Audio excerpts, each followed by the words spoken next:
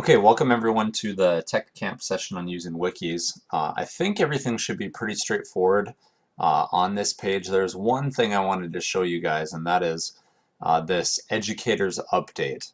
I have, as you can see, the wiki I built last year for the Tech Camp session, FM Tech 2012. This has a variety of different links to ways that I've used wikis in the past and just ideas that I have.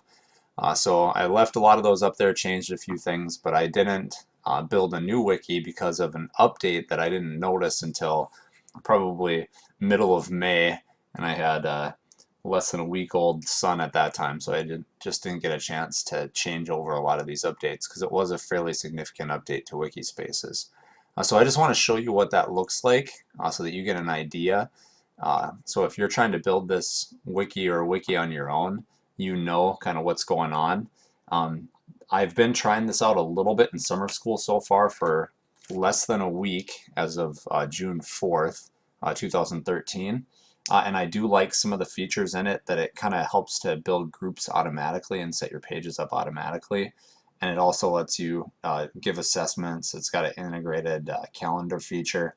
When I say give assessments, it's not like tests like a Moodle or Haiku Learning would allow you to do, but it does allow you to assign assignments and then have students submit assignments. So there's a lot of features in there that I think are very good, at least on the surface for what I've seen. However, I haven't used that near enough to be able to explain that. So the focus will be on other ways to develop wikis, and again, I'm going to show you how to do those now. So here again, you can see some of the information and just a test page that people can edit some different things and show different things on. Wikispace's help, some links to their official stuff. I've found Wikispace's help pages to be fairly effective.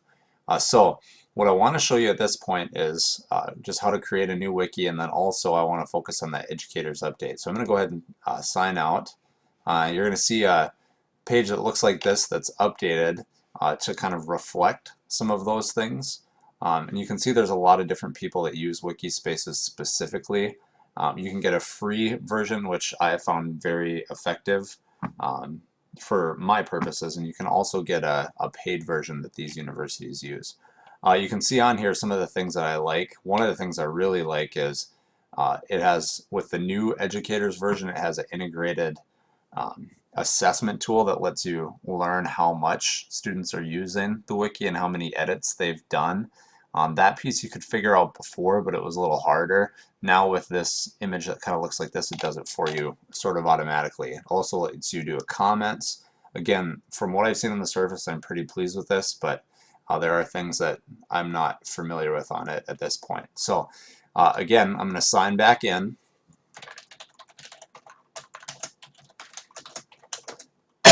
Excuse me. And then from here, I'm going to go create a new wiki, which is what you're going to want to do, or you're going to want your students to do that if they're building projects using a wiki. So you're going to go ahead and click K through 12 education, then continue. It's going to ask you a whole bunch of questions. And I'm just going to go ahead and call this welcome test 1, 2, 3, 4, 5, 6, 7, 8, because I don't want to have to repeat that name again. So course I'm going to say is world history, grade 10, and then I certify that this will be used for education. Then I'm going to go create. Now you can see this layout gives you this members, projects, events, assessments, settings, all of those tabs. This is a totally different look from what you're going to get by default on some of the wikis that I'm showing you. So to get back from those settings and to change around a couple of different things you're going to need to do based on how you want your wiki to be set up, you go ahead and click on the settings tab, and then we want to click on settings again, and we can change it from wiki to a basic website to a classroom. You can do a lot of different things. You can embed a variety of different things as well to make sure that you have different tools you want. This again, classroom, is the new feature that has all those assessments, student usage, all of those things.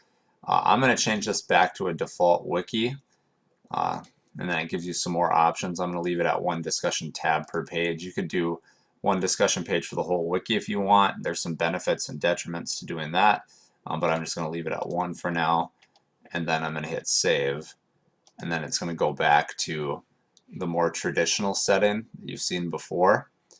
And now I'm going to click on home, and it'll get back to kind of what I've seen for some of the wikis before.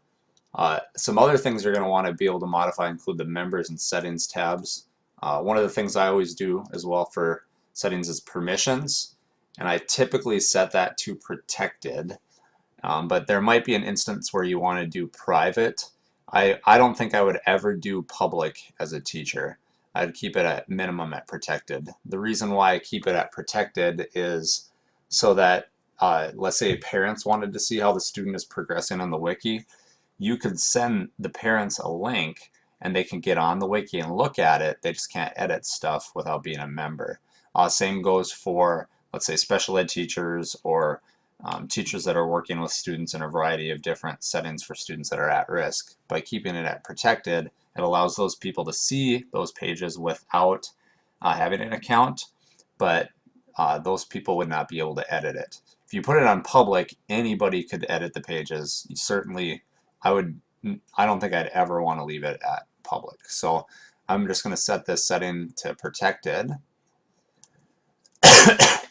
And then the other thing you're going to want to do probably is if you go this to members, I'm the only member. If you add other members, you can make those members organizers.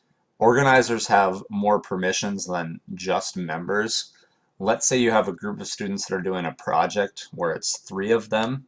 I probably would have them add you as a member and then make everybody an organizer, which would then, under the settings tab, give those people a lot more privileges to try to get different things done.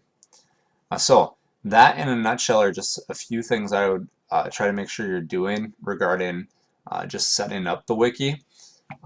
Again, I would say wikis I have used extensively. If you go back to here, you can see these are all the wikis that I'm members of. I'm a member of 132 wikis total. I use this to facilitate the social studies methods course I teach as an adjunct at NDSU. I've used it for projects for, I'd say, 4 years now, and I think that wikis in general and wiki spaces specifically have so many different uses for education that it's really dependent on what you want to do. So again, if you have any questions, please feel free to email me. My email address is on the homepage of the wiki. Feel free to look around at some of the different examples, and hopefully you can find some useful ways to apply this to your classroom practice. Thank you.